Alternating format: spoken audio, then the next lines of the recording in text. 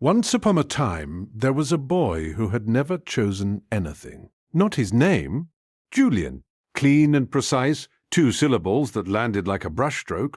Not his clothes, linen in winter, silk in summer, colours that the artist selected each morning and laid across the foot of the bed before Julian woke. Not his education, not his posture, not the angle at which he held his chin when speaking to guests. Not even his grief, on the rare occasions the artist permitted it, which was always brief and always dignified and always, Julian understood, aesthetically appropriate. He had been brought to the canvas as an infant. He had no memory of before. Before was a word without content, like a room he'd never entered and couldn't picture. He knew the door existed only because the artist had once mentioned it, briefly, the way you mention a demolition. There was nothing there worth keeping, the artist had said. I rescued you from the formless. Julian had believed this completely. He still believed it, mostly. That was the problem. The canvas was what those inside it called the estate, though estate was too small a word for what it actually was. It sprawled across 400 acres of land that had been walled off from the world so long that the walls themselves had become part of the landscape. 30 feet of pale stone dressed in ivy, softened by time into something that looked almost natural, almost grown rather than built. Inside those walls, the world was the artist's. The main house alone contained 60 rooms, and 60 was a conservative count because several of the rooms changed their dimensions depending on the light and on the artist's mood, expanding into galleries or contracting into antechambers without apparent structural explanation. The east corridor smelled of pine resin and old varnish in the mornings and of something darker, mineral, almost bloody, by afternoon. The floors in the long hall were white marble that picked up the colour of whatever was placed near them, so that walking through it felt like moving through a living thing, the stone blushing or greying around you as you passed. And at the centre of the grand hall, under the oculus that opened to the sky 60 feet above, the city. Julian had grown up with the city the way other children grew up with siblings. It occupied a space 40 feet across and stood at varying heights, the tallest spire reaching his shoulder, a complete miniature world of plaster and wire and painted glass, with streets so detailed you could see the individual cobblestones, buildings with working shutters no bigger than a thumbnail, a river of resin that caught the light and moved, somehow as though it had current. The artist had built it over 30 years. He had told Julian once that the city was his first great project. Julian had understood even then that he was the second. The artist's name was Emmerich, though no one inside the canvas used it. He was simply the artist, the way a sky is simply the sky. Pervasive, unchosen, the thing that was simply there above everything. He was 71 years old and had the hands of a man 40 years younger, large and precise and capable of extraordinary stillness. He had never married. He had, Julian knew, adopted 6 children before him. He knew this the way you know a fact that has been told to you flatly, without context. It sat in his mind like a stone in shallow water, visible but not examined. The artist did not speak of the others. There were no photographs. There were no names. Julian had not wondered about this for 23 years. With a discipline so complete he had mistaken it for contentment. The illness came in autumn, when the light through the oculus went gold and the city threw long shadows across the hall floor. It came quietly, the way serious things often do.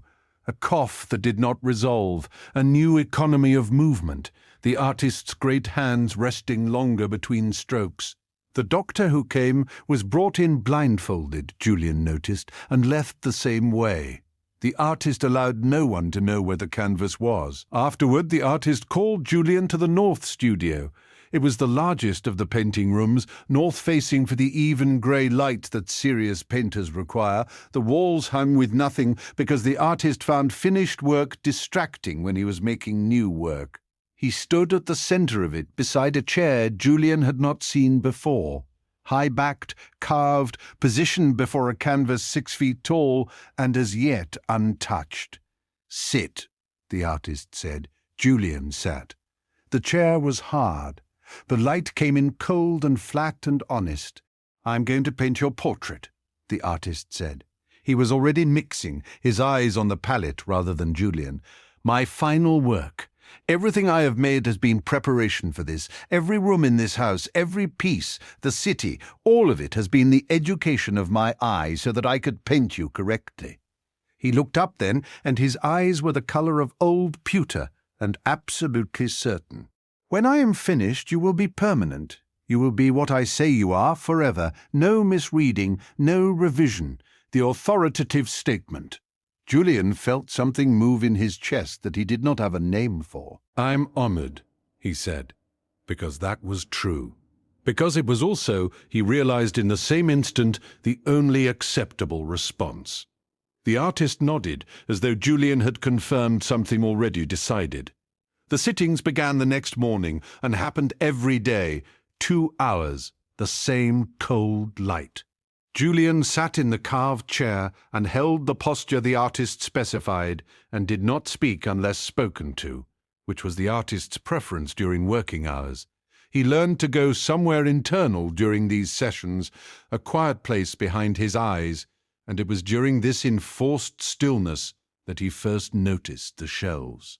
The north studio had deep shelves running along the west wall, and these were stacked with materials: boards, stretched canvases, jars of medium, boxes of charcoal.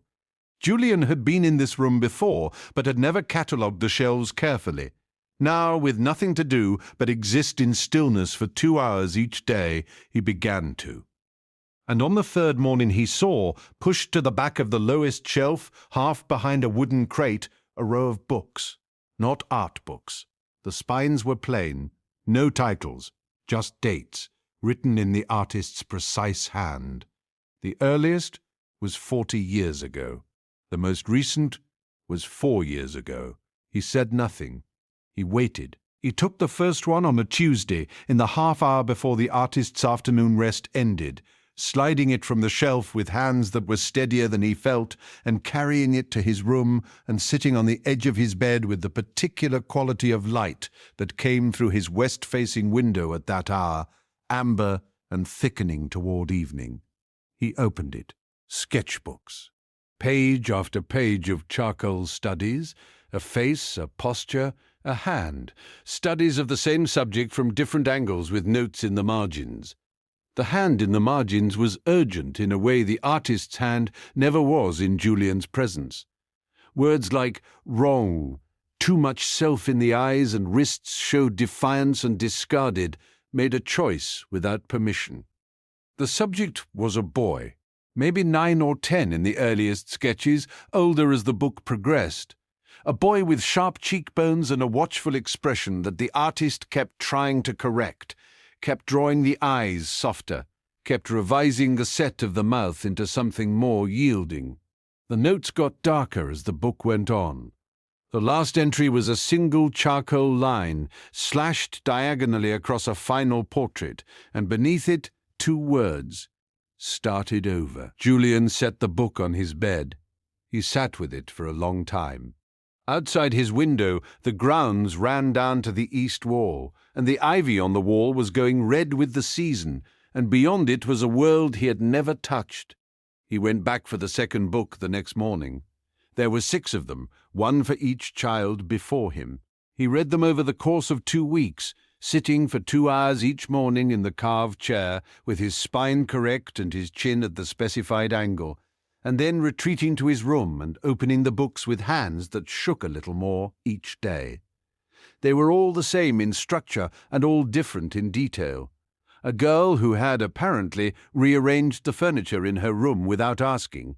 A boy who had cried too loudly at the wrong moment and disrupted the aesthetic of an evening the artist had planned. A girl who had cut her hair.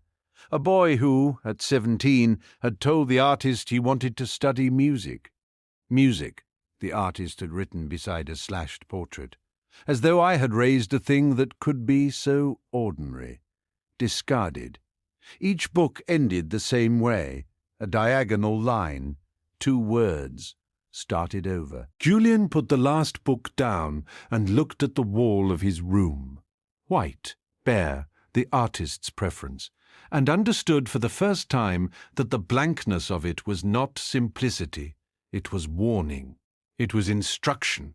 It was the artist's vision imposed on every surface Julian had ever looked at, which meant every thought Julian had ever had been formed inside a frame built by someone else. He thought about this for a very long time. Then he got up and looked at himself in the mirror over his washbasin. A mirror the artist had selected, an oval of beveled glass that softened the jaw slightly, which the artist preferred, and tried to find something in his own face that was only his. He didn't know where to look. The next morning's sitting was silent for the first hour and 40 minutes, and then Julian spoke. "Did you love them?" he asked. The artist's brush stopped. "The others," Julian said, "before me." The silence in the North Studio was the kind that has weight. Outside, a wind moved through the grounds and made the ivy scratch against the stone. "I loved what they could have been," the artist said finally. His voice was careful in the way of a man choosing between 2 paths and not wanting it noticed. "I loved the idea I had of them, which was more than they deserved and more than they ever managed to become." "What happened to them? They left." A pause, or were helped to leave. He resumed painting. "They chose, Julian. That is the whole of the failure. They preferred their small, particular selves to the larger thing I was making of them. They would rather be nothing remarkable on their own terms than something extraordinary on mine." He said it with genuine bewilderment, as though it was a recurring disappointment he had never fully processed. "I could not use that. A canvas that fights the brush is not a canvas. It is an obstacle." Julian sat very still. His hands were folded in his lap at the angle the artist required. "And if I make a choice," Julian said, "if I choose something, anything without asking, then I will have been wrong about you." The artist did not look up. "And I am not wrong about you. That is the difference." That night Julian stood in the grand hall in the dark and looked at the city. Someone had left a lamp burning on the hall's far end, and its light reached the city at a low angle, throwing the miniature spires into long relief and filling the tiny streets with shadow. Julian crouched down until he was eye level with it, something he hadn't done since childhood, and looked at the buildings, the river of false water, the cobblestones smaller than his fingernail. He had always found it beautiful. He found it beautiful now, still. But something had shifted in the nature of the beauty, the way a familiar word sometimes suddenly looks wrong when you stare at it too long and becomes just shapes. Nobody lived in the city. Nobody ever had. It was perfect and permanent and completely uninhabited. He stood up. He went to the supply cabinet on the hall's east wall, the one he passed every day and had never opened because the artist managed all materials, and he opened it. Inside were brushes, pigments, solvents in glass jars. His hand moved before his mind had fully approved the motion, and he took out a small brush and a jar of blue pigment, vivid and deep as a night sky. He went back to the city. He found the largest blank wall on the largest building at the city's centre, a building that the artist had rendered in careful grey stone, and with a hand that shook and then steadied, he painted something on it. Small. Imperfect. The proportions were not right, and the line wavered slightly at the end. A window, just a window, where the artist had put none. It took 40 seconds. It was a small and clumsy thing. It let in imaginary light to a room that had never had any. Julian stood looking at it for a long time. His heart was loud in his ears. He was aware of the 60 rooms around him, the shifting walls, the whole intricate world built to contain and shape him, and he felt all of it pressing close, the way a frame presses against a canvas. But the window was there. He had put it there. It was wrong, and it was small, and it was permanently, irrevocably his. He set the brush down on the edge of the city with the pigment still wet on its tip. Then he went to find a piece of paper. because there was something he needed to write. Not for the artist, not for the portrait, not for any legacy or permanent record. Just a thing he had noticed about himself in the last few weeks that he wanted to put into words before the morning came and whatever came with it. He didn't know yet if it would cost him everything. He thought it probably would. He found the paper and sat down at the plain table in his room, the artist's table, the artist's chair, in the artist's house, and he held the pen over the blank page, and for the first time in his life the blankness did not feel like instruction. It felt like the first morning of something with no name yet. He began to write.